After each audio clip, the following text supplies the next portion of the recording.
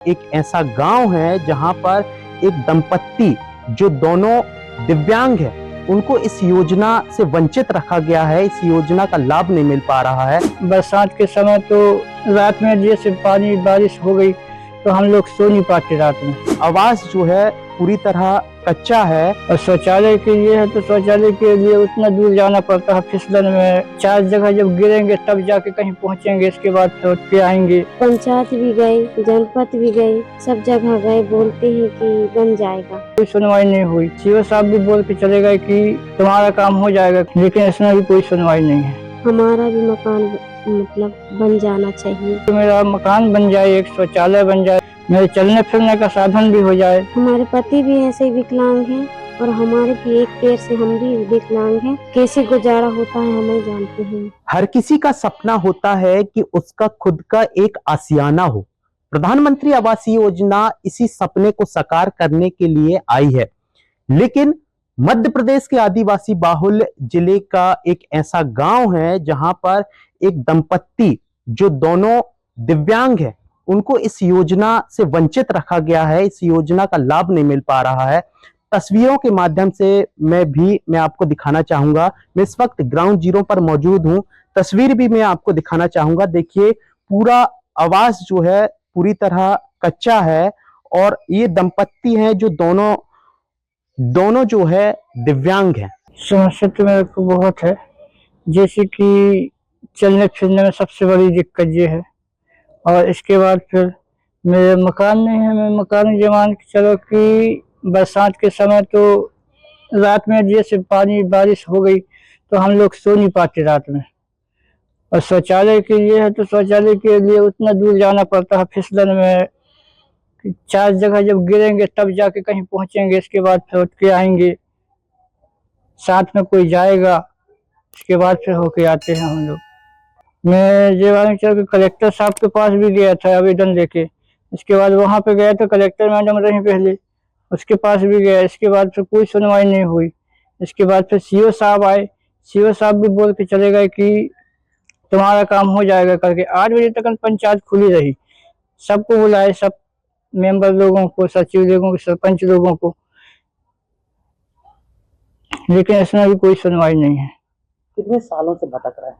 मैं मिनिमम कुछ नहीं तो 7 साल हो गया मेरे को, 6 से 7 साल हो गए भटकते भटकते। पंचायत जाता हूँ तो बोल देते हैं कि आएगा तब बताएंगे, इसके बाद फिर बोलते हैं कि तुम जाओ, घर चले जाओ। क्या चाहते हैं आप? मैं यही चाहता हूँ कि मेरा मकान बन जाए, एक शौचालय बन जाए, मेरे चलने फिरने का साधन भी हो जाए। भैया, हमारा भी मकान मतलब बन जाना चाहिए। बरसात आती है तो पानी टपकता है, लड़का बच्चे भी ऐसे गीली में रहते हैं। हमारा भी सपना है कम से कम हमारा घर तो बन जाए, मकान बन जाए हमारा। इसके लिए कहाँ कहाँ भटके दीदी आप? पंचायत भी गए, जनपद भी गए, सब जगह गए, बोलते हैं कि बन जाएगा, तुम घर चले जाओ, ऐसे बोलते हैं। क्या आश्वासन दिया अधिकारियों ने? क्या बोलते हैं? क्या बोलेंगे, कुछ नहीं बोलते हैं। बोलते हैं कि बन जाएगा, कहते हैं बस। हमारे पति भी ऐसे ही विकलांग हैं और हमारे भी एक पैर से हम भी विकलांग हैं। तो हमारे मतलब कैसे गुजारा होता है हमें जानते हैं।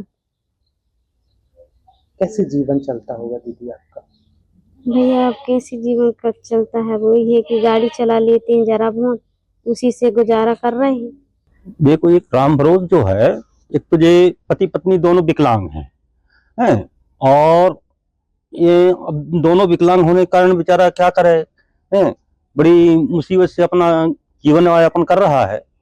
और 2 बच्चे भी हैं बेचारे के पास, हैं, और उनका भरण पोषण करने के साथ साथ अब ऑटो चलाता है, विकलांग होते हुए भी ऑटो चलाता है। और इस प्रकार से राज्य शासन का थोड़ा सा उसको अगर लाभ मिल जाता तो बड़ी अच्छी बात थी। कैसे कि पति पत्नी दोनों विकलांग हैं, कुछ कर नहीं सकते बेचारे। इस तरह का लाभ नहीं मिल पा रहा है।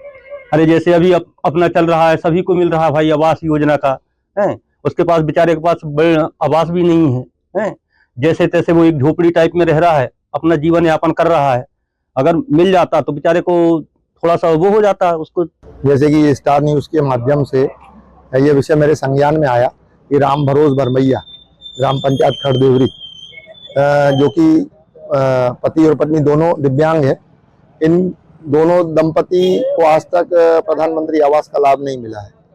इस विषय की मैं पुष्टि करवाता हूँ जनपद स्तर में अपने अधिकारियों से बोल के कि इन परिवार का क्या आज तक सर्वे हुआ कि नहीं हुआ, और अगर हुआ है तो सूची में उनका नाम शामिल हुआ कि नहीं हुआ, और इन परिवार के क्या किसी सदस्य को पहले प्रधानमंत्री आवास का लाभ मिला है, और अगर नहीं मिला है और वो पात्र श्रेणी में अगर आते हैं, पात्रता की श्रेणी में, तो अवश्य उनको इस योजना का लाभ दिलवाएंगे। एक्चुअली ये प्रकरण अभी संज्ञान में आया था कि एक पीपरवानी पंचायत की देव पोषक गांव है, उसके एक व्यक्ति ने ये आवेदन दिया था कि उसका नाम पीएम आवास में नहीं है, जबकि वो उसकी योग्यता रखते हैं। जांच कराने पर ये ज्ञात हुआ है कि उसके माता पिता को पीएम आवास सैंक्शन हुआ था।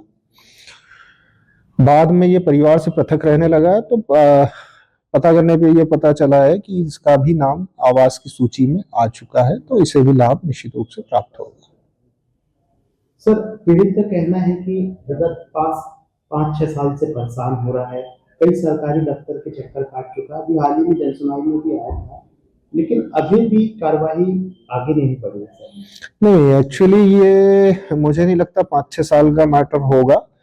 करीब जब ये परिवार से पृथक हुआ है उसके बाद तत्काल इसका नाम सूची में आ चुका है, और सूची में आते से अब जैसे ही स्वीकृति आएगी लाभ मिल जाएगा। मतलब मूल चीज ये होती है कि व्यक्ति की सूची में नाम आया या नहीं आया, तो जो आ चुका है मतलब अब ये व्यक्ति योग्यता रखता है और इसको जल्द ही इसका लाभ प्राप्त हो जाएगा। आज भी जो है योजना से वंचित हैं, कई बार सरकारी दफ्तरों के चक्कर काट चुके हैं, जन सुनवाई के चक्कर काट चुके हैं, आज भी जो है इस योजना का इनको लाभ नहीं मिल पाया है। विस्तार न्यूज के संपर्क करने के बाद हम ग्राउंड जीरो पर मौजूद हैं और ये तस्वीर भी आपको दिखाना चाह रहे हैं कि किस तरह इनका जो जीवन है संघर्षशील है और किस तरह जो है कठिनाइयों का सामना करना पड़ रहा है। अब बहरहाल देखना होगा कि इस पूरे मामले में, इस पूरी खबर दिखाए जाने के बाद अधिकारी इस पूरे मामले को किस तरह संज्ञान लेते हैं।